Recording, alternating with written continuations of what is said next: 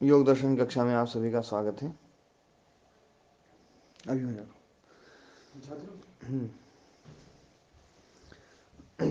अपना जो है 19वां सूत्र हो गया था।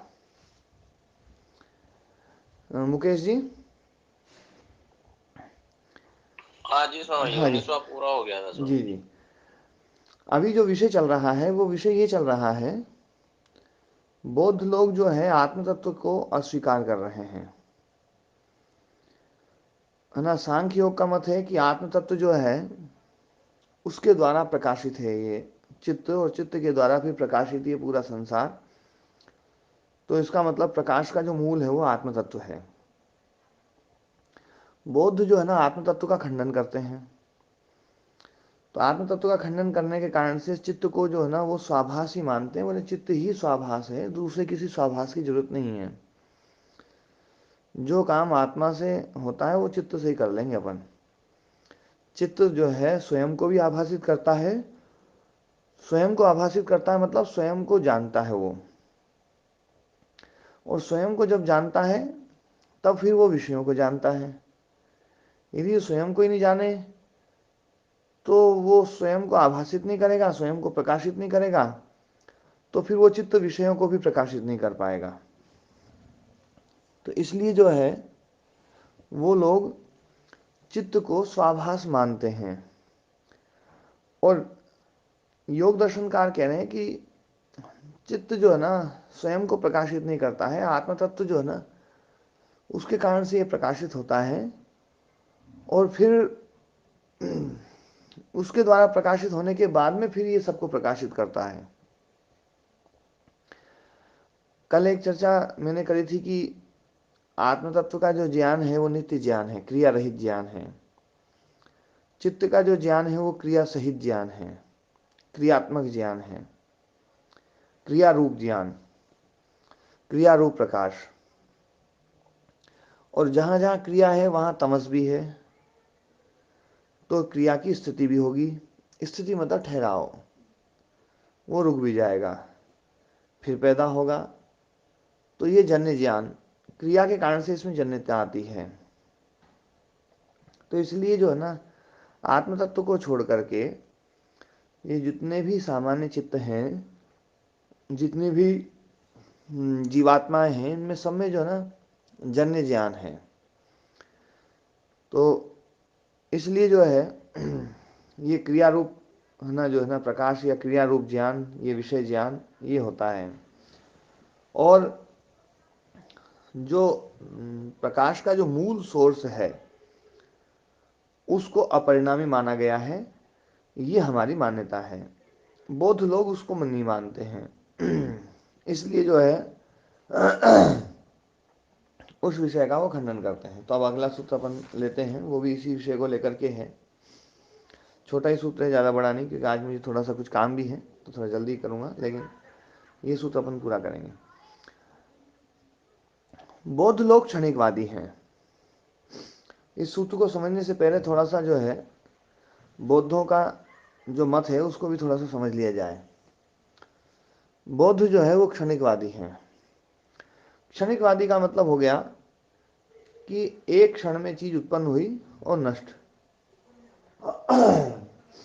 फिर एक क्षण में चीज उत्पन्न हुई और नष्ट, फिर एक क्षण में चीज उत्पन्न हुई और नष्ट, ऐसा ये क्षणिकवाद है। तो जैसे हम चित्त को मानते हैं कि हमारा चित्त जो लंबा जो चला आ रहा है वो का वही चित्त है, उनके यहाँ पर हर क्षण में चित्त बदल रहा है, हर क्षण में चित्त बदल रहा है। तो हर क्षण में चित्त बदलता है, तो पहले उनके ऊपर एक दोष लगाया था कि भैया एक चित्त ने काम किया, दूसरे चित्त को फल कैसे मिल सकता है। यदि तुम कहो कि वो पहले वाला ही चित्त है उसी को फल मिल रहा है, तो तुम्हारा क्षणिकवाद जो है ना भंग होता है। क्योंकि क्षणिकवाद तो ये कहता भी है कि जो है ना जो चित्त है वो एक क्षण का ही है, फिर अगले क्षण जो चित्त है वो दूसरा चित्त है, हर क्षण नई उत्पत्ति। तो ये क्षणिकवाद का सिद्धांत है। तो अब इसमें एक बात और कह रहे हैं कि भैया क्षणिकवाद जब तुम मानते हो, तो वो चित्त स्वयं को आभासित करेगा या विषय को आभासित करेगा? क्योंकि क्षण तो एक ही है, एक क्षण में एक ही क्रिया होगी। क्योंकि दो क्रिया हो जाए तो है ना, जो है ना, दो क्षण हो जाएंगे फिर वो, क्योंकि क्रिया ही क्षण को परिभाषित करती है। क्षण, क्रिया के लिए क्षण की आवश्यकता है, लेकिन सबसे है ना जो छोटा इकाई जिसमें एक क्रिया है ना, जो है ना, लक्षित होती है, वही क्षण है। यही अपन ने समझा था ना पहले, क्यों नहीं मुकेश जी? है ना? जी स्वामी जी। क्रिया के द्वारा जो सबसे छोटा परिणाम है ना, जो सबसे छोटी क्रिया जिसको हम पकड़ सकते हैं, वही क्षण है। तो वही क्षण में है ना, जो है, चित्त पैदा हुआ और क्षण समाप्त समाप्त हो गया। अब यदि वो चित्त स्वयं को भी आभासित करे और विषय को भी आभासित करे, तो एक ही क्षण में दो काम नहीं हो सकते हैं, दो क्रिया नहीं हो सकती है। एक समय च उभय अनवधारणम, एक समय में, एक क्षण में उभय, स्वाभास और विषयाभास, वो चित्त स्वयं को भी आभासित करे और उसी क्षण वही चित्त विषय को आभासित करे, ऐसा संभव नहीं हो सकता है। मतलब चित्त वृत्ति में चित्त जो है या तो स्वयं के बारे में सोचेगा या विषय के बारे में सोचेगा। जब हम स्वयं के बारे में सोचते हैं तो विषय को छोड़ देते हैं, विषय के बारे में सोचते हैं तो स्वयं छूट जाता है। ये एक स्वाभाविक सी प्रक्रिया है। हम एक बार में एक चीज सोचते हैं, तो दोनों का एक समय में अवधारण निश्चय नहीं हो सकता है। स्वाभास और विषयाभास, उभय मतलब दोनों, तो एक क्षण में ये नहीं हो सकता है। इसलिए बौद्धों का जो ये मत है कि वो स्वाभासित भी हो और विषय को भी आभासित करे और स्व को भी आभासित करे, ऐसा संभव नहीं है। अब व्यास भाष्य पढ़ते हैं। न च एकस्मिन् क्षणे स्व पर रूपावधारणम युक्तम, यहाँ कईयों की पुस्तक में स्वरूपावधारणम युक्तम ऐसा छप गया हो, यदि तो उसको ठीक कर लेना। स्व भी है और पर भी है। सपर रूपावधारणम, हाँ सपर है। ठीक है, तो स्व और पर रूप का अवधारण ये युक्त है। न युक्तम, एक ही क्षण में स्व के रूप का उदाहरण और उसी क्षण में पर रूप का उदाहरण, ये युक्त नहीं हो सकता है। क्षणिकवादिना यद भवनम सैव क्रिया तदेव च कारकम इति अभ्युपगमः। क्षणिकवादी जो हैं, वो उनके यहाँ पर तो जो भवनम है, भवनम मतलब प्रादुर्भवनम, उत्पत्ति, वही क्रिया है और वही कारक है। कहने का मतलब है कि ज्ञाता, ज्ञेय और ज्ञान, तीन चीजें होती हैं, ज्ञाता, ज्ञेय और ज्ञान। अब क्षणिकवादी हैं तो वही क्षण में ज्ञाता भी है, वही क्षण में ज्ञेय भी है और वही क्षण में ज्ञान भी है। अब वहां पर क्या है, जो ज्ञान है वो क्रिया है। ज्ञान मतलब क्रिया, क्रिया रूप ज्ञान, कि उत्पन्न होने वाला ज्ञान। तो उत्पन्न होने वाला ज्ञान है, तो उत्पत्ति वही क्रिया है, वही ज्ञान है। तो वो ज्ञान रूप जो क्रिया है वही उत्पत्ति है, और ज्ञान रूप क्रिया जो है वही कारक है। क्योंकि वस्तु तो है ही नहीं, वस्तु तो मानते ही नहीं वो तो ज्ञानवादी हैं, विज्ञानवादी हैं, वस्तु शून्यता की बात करते हैं कि ये वस्तु नहीं है, केवल विज्ञान ही है। विज्ञान के कारण से वस्तु हमें दिखाई दे रही है। हमें घट ज्ञान हुआ तो हमें घड़ा दिखाई देने लग गया, घट ज्ञान नहीं होगा तो घड़ा नहीं दिखाई देगा। तो ऐसा मानने वाले लोग जो है ना, जो बौद्ध हैं, वो लोग जो है प्रादुर्भवनम उत्पत्ति, क्रिया और कारक, कारक मतलब ज्ञाता, क्रिया मतलब ज्ञान क्रिया, और प्रादुर्भवनम मतलब उत्पत्ति जो है ना, जो ज्ञेय रूप है। तो ज्ञेय रूप, ज्ञान रूप और ज्ञाता रूप, वो सब कुछ है ना, जो एक ही है। यद भवनम साएव क्रिया, जो उत्पत्ति हुई है वही क्रिया है, और तदेव कारकम, और वही कारक है। इति अभ्युपगमः, ऐसा वो स्वीकार करते हैं। तो तीनों को एक ही मानते हैं वो, और तीनों एक ही मानेंगे तो है ना, जो है ना, जो जो पहले बताया था कि जाता है ना, प्रकाश्य और प्रकाशक के योग में प्रकाश की उत्पत्ति होती है, प्रकाशक और प्रकाश्य के संयोग में है ना, जो है प्रकाश की उत्पत्ति होती है। यहाँ तो न तो प्रकाशक है न प्रकाश्य है, केवल प्रकाश पैदा कर लेते हैं, न तो प्रकाशक है न प्रकाश्य है। तो जो तुम ये कहते हो कि वो स्वाभास भी है और पराभास भी है, स्वरूप को आभासित करता है, पर रूप को आभासित करता है, ये तुम्हारा कहना ही व्यर्थ है। क्योंकि तुम जो है ना, तीन चीजें अलग अलग कहाँ मान रहे हो, तुम तो एक ही चीज है, वही चीज को तुम है ना, जो है ना, वही ज्ञान है, वही वस्तु है, और वही ज्ञेय है, वही तुम्हारा ज्ञाता है, सब कुछ तो वही है, एक ही है। तो है ना, जो है ना, न प्रकाशक है न प्रकाश्य है, तो प्रकाश पैदा नहीं हो सकता है। थोड़ा विषय जटिल है, पर इस बात को थोड़ा सा मतलब जो है, तो है ना, जो है भाष्यकार ये कहना चाह रहे हैं कि तुम एक ही क्रिया से स्वयं को आभासित करते हो, उसी क्रिया से तुम जो है ना पर को भी आभासित कर लेते हो। तो एक पदार्थ दो बार उत्पत्ति नहीं होगा, उत्पत्ति एक ही बार होगी। या तो वो स्वयं को आभासित होता हुआ उत्पन्न होगा, या पर को आभासित होता हुआ उत्पन्न होगा, क्योंकि एक क्षण में तो समाप्त होने वाला है तुम्हारा चित्त। अब वो चित्त स्वयं को आभासित करता हुआ उत्पन्न हो गया, या वो चित्त पर को आभासित करता हुआ उत्पन्न हो गया, तो एक क्षण में जब तक वो आभास बदलेगा वो समाप्त हो जाएगा। तो एक चित्त की दो बार उत्पत्ति नहीं होती है, कि वो पहले स्वयं को आभासित करता हुआ खत्म हो गया, फिर उत्पन्न हो गया वही चित्त दूसरे को आभासित करता हुआ उत्पन्न हो गया, फिर खत्म। तो अपन उसी चित्त को स्वाभाषित भी माने और उसी चित्त को पराभाषित भी माने, स्वाभास और पराभास जो है ना, दोनों को एक ही मान ले, ऐसा संभव नहीं होगा। ये बात इन्होंने यहाँ पर ये कही। तो इसलिए एक समय में उभय अवधारण संभव नहीं है ना। इस सूत्र में कोई बात ऐसी जो समझ में नहीं आई हो? जयराम जी। जी महाराज, स्पष्ट है।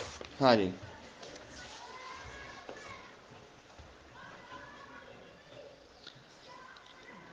मुकेश जी। आ गई स्वामी जी, हाँ समझ जी, में आ गई। हाँ जी। ये यहाँ पर ये कहना चाह रहे हैं कि जिस व्यापार से चित्त जो है ना स्वयं को है ना प्रकाशित करता है, उसी व्यापार से जो ना वो विषय को प्रकाशित नहीं कर सकता है। उसके लिए जब विषय है ना कार्य रूप बनेगा, तो उसके लिए अलग व्यापार चाहिए, क्योंकि एक व्यापार से दो कार्य उत्पन्न नहीं होंगे। एक व्यापार से, एक क्रिया से दो कार्य उत्पन्न नहीं होंगे, ये ध्यान देने वाली बात है। तो है ना, स्वयं को भी आभासित करे और पर को भी आभासित करे एक ही क्रिया के द्वारा, ये संभव नहीं है। और क्रिया दो संभव नहीं है, है ना। चित्त उत्पन्न क्रिया कर दे, ऐसा नहीं हो सकता। हाँ, मतलब क्योंकि दो क्रिया होती तो फिर तो क्षणिक बाद ही समाप्त हो जाएगा तुम्हारा। क्षण बदल जाएगा। हाँ, क्षण बदल जाएगा, है ना। तो इसलिए जो है ना, यदि तुम दोनों को मानते हो तो फिर व्यापार भेद मानना पड़ेगा तुम्हें। व्यापार भेद मतलब क्रिया भेद मानना ही पड़ेगा। क्रिया भेद मानते हो तो दो क्षण मानना पड़ेगा, तो तुम्हारा क्षणिक बाद तो समाप्त होगा। जब चित्त दो क्षण के लिए रह सकता है तो फिर तो तीन क्षण के लिए भी रह जाएगा, फिर चार क्षण के लिए भी रह जाएगा, फिर तो जो ना वो कितना ही उसको बढ़ाते चले जाओ, तो है ना। सालों साल और 100 साल भी रह सकता है। हाँ, फिर तो मतलब जो ना, मतलब कितना ही हो सकता है। ये तुम्हारा क्षणिकवाद ही समाप्त हो जाएगा। और क्षणिकवाद समाप्त को हो जाए। मानते हो तो दो क्रिया नहीं होगी, दो क्रिया नहीं होगी तो दो कार्य नहीं होंगे। तो ये कार्य भेद नहीं हो सकता है कि वो स्व को भी आभासित करे और पर को भी आभासित करे, ऐसा नहीं हो सकता है ना। आ जा। ये बात इन्होंने बस यहाँ पर कही। और है ना, जो है ना, साथ में एक बात ये कह दी इन्होंने कि जो तुम उत्पत्ति है वही तुम्हारे लिए क्रिया है, वही तुम्हारा कारक है, सब कुछ तुम्हारा एक ही है। प्रकाशक, प्रकाश्य और है ना प्रकाश, सब कुछ एक ही है तुम्हारा। तुम्हारा अलग अलग तो है ही नहीं, तो तुम्हारे यहाँ प्रकाश भी उत्पन्न संभव नहीं है। जो तुम्हारी उत्पत्ति है वही तुम्हारी क्रिया है, और वही तुम्हारा कारक है, वही तुम्हारा ज्ञाता है। ये बात इन्होंने यहाँ पर कही है ना। तो ये सूत्र जो है, मतलब इस सूत्र के द्वारा इन्होंने ये बताने की वो करी कि भैया क्षणिकवाद में एक समय में दो चीज उत्पन्न नहीं हो सकती है, इसलिए भी जो है ना स्वाभास नहीं है चित्त। तो स्वाभास चित्त नहीं है तो किसी और के द्वारा आभासित मानना पड़ेगा, इसलिए आत्म तत्व को स्वीकार करना ही पड़ेगा, है ना। अनात्मवादी बौद्धों के ऊपर ये खंडन है कि आत्मा तत्व को स्वीकार करो, किसी और के द्वारा आभासित करो चित्त को। चित्त को किसी और के द्वारा आभासित करोगे तो चाहे क्षणिकवाद मानो, चित्त पैदा होते ही आभासित हो रहा है किसी के द्वारा, किसी के द्वारा आभासित हो रहा है, प्रकाशित हो रहा है, उसके कारण से वो विषय को जान रहा है। तो विषय को जान रहा है वो उसकी क्रिया हो गई, और ना वो प्रकाशित हो रहा है आत्म तत्व के कारण से, ये एक क्षण में संभव हो सकता है। लेकिन वो स्वयं को भी प्रकाशित करे उसी क्षण में, और उसी क्षण में फिर वो दूसरे को प्रकाशित करे, है ना, ऐसा संभव नहीं होगा। ये बात यहाँ पर कही गई है। गहरी बात सोचिए, बताइए। हाँ जी।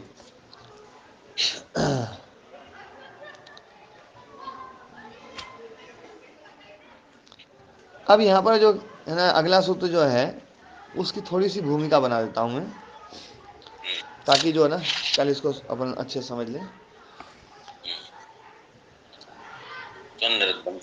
हाँ, चित्तांतर दृश्य बुद्धि बुद्धि अति प्रसंग स्मृति संकरश्च। बौद्ध लोग ये कहते हैं कि एक चित्त जो है ना स्वयं को भी प्रकाशित करे और विषय को भी प्रकाशित करे, चलो एक चित्त में संभव नहीं होगा। तो अपन ये मान लें कि जो अगला चित्त है, जो अगला चित्त है वो पिछले वाले चित्त को प्रकाशित करता है। अगला वाला चित्त पिछले वाले चित्त को प्रकाशित करता है, और उसके प्रकाश के कारण से वो विषय को प्रकाशित करता है। और ना जो है ना अगले वाला चित्त जो है उसमें एक प्रकाश है, और वो प्रकाश जो है जैसे आत्मा का प्रकाश है तो चित्त का प्रकाश, चित्त तो जड़ है। बोले भाई चित्त को प्रकाश कहाँ से मिला? बोले अगले वाले चित्त से। तो अगले वाले चित्त से उसको प्रकाश मिला और उससे वो प्रकाशित हो रहा है, और ना जो है उस प्रकाश से वो विषय को प्रकाशित करता है।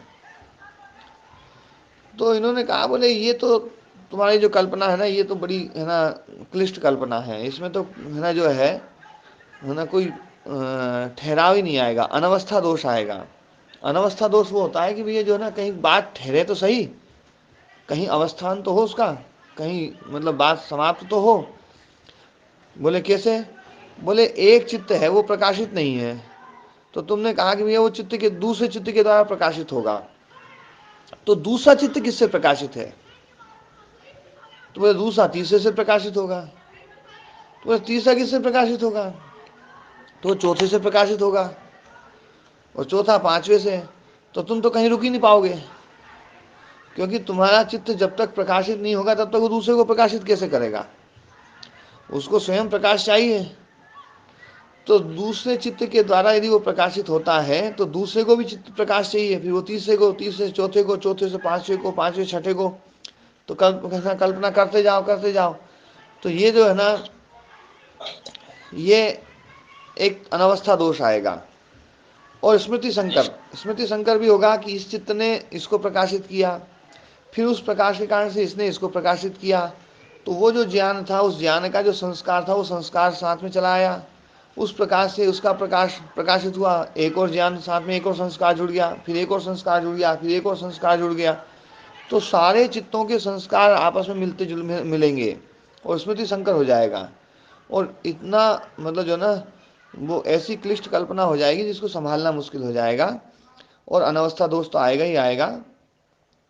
इसलिए जो है ना चित्तांतर के द्वारा, दूसरे चित्त के द्वारा उसको दृश्य बनाया जाए, उसको प्रकाशित किया जाए, ऐसा मानने पर तो बुद्धि बुद्धि अति प्रसंग है ना। बुद्धि विषयक बुद्धि, चित्त विषयक चित्त, एक चित्त दूसरे चित्त को प्रकाशित कर रहा है, मतलब पहले को दूसरा प्रकाशित कर रहा है, दूसरे को तीसरा कर रहा है, तीसरे को चौथा कर रहा है, इसी को बोलते हैं बुद्धि बुद्धि, है ना। बुद्धि बुद्धि बुद्धि बुद्धि मतलब बुद्धि विषयक बुद्धि, बुद्धि विषयक बुद्धि, वो बुद्धि विषयक बुद्धि, फिर बुद्धि विषयक बुद्धि, ऐसा ये जो है ना ये चलता जाएगा। पहली जो बुद्धि है वो बुद्धि विषय बन रही है किसकी, दूसरी बुद्धि की, और दूसरी बुद्धि विषय बन रही है तीसरी बुद्धि की, और तीसरी बुद्धि बन रही है चौथी बुद्धि की, और चौथी बुद्धि विषय बन रही है पांचवी बुद्धि की, इसी को बोलते हैं बुद्धि बुद्धि। समझ गए दयाराम जी? जी महाराज। हाँ, तो बुद्धि जी बुद्धि, महाराज। हाँ, तो पहली बुद्धि जो पहली प्रथम बुद्धि है उसमें प्रकाश कहाँ से आएगा? दूसरी बुद्धि से। ये दूसरी जो प्रथम है, नहीं, प्रथम है ना, प्रथम को द्वितीय बुद्धि जो है ना प्रकाशित करेगी, द्वितीय को तृतीय, तृतीय को चतुर्थ, चतुर्थ को पंचम, है अच्छा ना। हाँ, पंचम को षष्ठ, षष्ठ को सप्तम, सप्तम को अष्टम, अष्टम को नवम, ये सब चलता चला जाएगा। ऐसे ही ऐसे ही चित्त जो है ना, एक चित्त दूसरे को, दूसरा तीसरे को, तीसरा चौथे को, चौथे को पांचवे को। तो ये कह रहे हैं कि बोले बुद्धि विषयक बुद्धि यदि आएगी तो अति प्रसंग हो जाएगा। अति प्रसंग मतलब अनवस्था दोष, है ना, प्रसंग कहीं रुकेगा ही नहीं, अनत, है ना, प्रसंग का। प्रारंभ प्रारंभ कैसे हुआ इसका इसका मतलब कोई भेद नहीं होगा। हाँ, इसका कैसे हो जाए? मतलब कहाँ से शुरुआत होगी, कहाँ, वो ही बात नहीं बन पाएगी। जी महाराज। हाँ जी। और ये उससे पहले वाली बुद्धि को नहीं बोलते हैं, पहले वाली बुद्धि समाप्त हो गई, पहले वाली बुद्धि नहीं, बाद वाली बुद्धि पहले वाली को प्रकाशित करती है। जी महाराज जी, इसमें एक समस्या इस प्रकार से भी आती है कि जब पहले वाली ने दूसरे को किया तो वो तो एक क्षण में, दोनों तो है नहीं। तो हाँ, जो एक क्षण में ज्ञान देकर नष्ट हो गई और दूसरी उस क्षण में है नहीं, वो अगले क्षण में उत्पन्न हुई, तो उसने ज्ञान कैसे दिया? हाँ, तो वो जो है ना, ये बात तो पहले वाले सूत्र में बोल दी गई है कि एक समय में दोनों का उदाहरण ही नहीं है, जी महाराज। लेकिन वो ये मानते हैं, वो उनको ये मानना पड़ता है। क्या है, वो समाप्त होता है, समाप्त होने के बाद में फिर दूसरी बुद्धि, जो दूसरा चित्त आता है ना, तो उनका एक मत है कि पहली बुद्धि और दूसरी बुद्धि आपस में कुछ जुड़ी हुई है। फिर पहली उसको बुद्धि एक और क्षण कैसे दूसरी कह बुद्धि सकते जो हैं? है ना आपस में फिर जुड़ी उसको हुई है, वो ऐसे जुड़ी एक हुई है। क्षण कैसे, महाराज जी फिर उसको एक क्षण कैसे कहेगी? हाँ, मैं अभी बताता हूँ। देखो क्या है, उनकी मान्यता जो है ना वो ये है कि एक बुद्धि खत्म हुई, अब दूसरी बुद्धि आ गई, तो वो जो बुद्धि में जो संस्कार था, वो संस्कार इसमें कैसे आया, इस बुद्धि में संस्कार कैसे आया, इस बुद्धि जी में उसकी वासनाएं कैसे आई, है ना। ये बुद्धि तो बिल्कुल फ्रेश बनी है, नई आई है, जी तो वो है ना, वो पहले वाली बुद्धि का संस्कार उसकी वासना को कैसे लेकर के आई है। तो वो ये मानते हैं कि ये जो नई बुद्धि बनी है, ये उस बुद्धि को प्रकाशित करती है, और उस प्रकाश से, है ना, प्रकाशित करके उसका जो, है ना, जो बिंब, मतलब उसको देखती है, तो उसको देख करके उसका पूरी की पूरी फोटो खींच लेती है और अपने में डाल लेती है।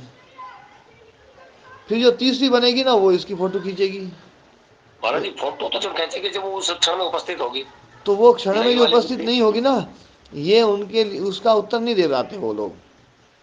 जी, ये तो ऐसा ही हो गया कि पहले पिता की मृत्यु होगी, हाँ, मृत्यु हो गई और उसके बाद फिर पुत्र पुत्र उत्पन्न हो पैदा गया, होगा। तो ये कैसे हाँ, कैसे संभव हो गए? तो ये जो है ना, उनके यहाँ तो ये अनावस्था दोष आता ही है, और ये एक समय में उदाहरण, है ना, एक वो है ना, वो संभव नहीं है, ये उनका बड़ा एक ऐसा मत जो है ना, उसको ये वो स्थापित नहीं कर पाते हैं। जी महाराज। जी, तो ये है ना, बुद्धि बुद्धि का अति प्रसंग होगा और स्मृति संकर भी होगा, ये जो ना इन्होंने बात कही। तो इसका व्यास भाष्य अपन कल पढ़ेंगे पूरा, जो है ना। आज कुछ काम भी है मेरे को, वो जो है ना, वो प्रीतम जी जुड़े क्या? नहीं जुड़े। ठीक है। तो राकेश भ्राता जी, स्वामी जी ओम प्रणाम महाराज ओम जी। प्रणाम जी, ओम प्रणाम। महाराज जी पुराना जाओगे क्या? ए, जी प्रणाम महाराज। हाँ, प्रणाम जी। महाराज जी के जाओगे क्या? प्रणाम उठे। अपने मुनि जी के यहाँ। हाँ मैं सोच रहा हूँ कि मुनि जी यहीं आ जाएंगे, तब उनसे बात बतला लेंगे अपन, वहाँ जाके क्या बतलाएं। ठीक है महाराज जी, ठीक है। ओम प्रणाम सिंह जी। हाँ प्रणाम जी मुनि जी। ओम प्रणाम स्वामी जी। हाँ प्रणाम जी। हाँ एक और प्रश्न आपने पूछा था है ना, जो ना नीतू जी, किसने क्या प्रश्न किसी ने उठाया था आपके उसमें, जो ना एक बार मेरे को याद आ सब रहा कुछ है। मैंने व्हाट्सएप पे आपको भेजे थे वो। हाँ मैं एक बार दोहरा तो देती हूँ। कल याद दिला देना, कल उसको उठा लेंगे ठीक अपन है है जी, ना। ठीक हाँ जी ठीक है ना। ओम प्रणाम, नमस्ते जी, आज ही है। समाप्त।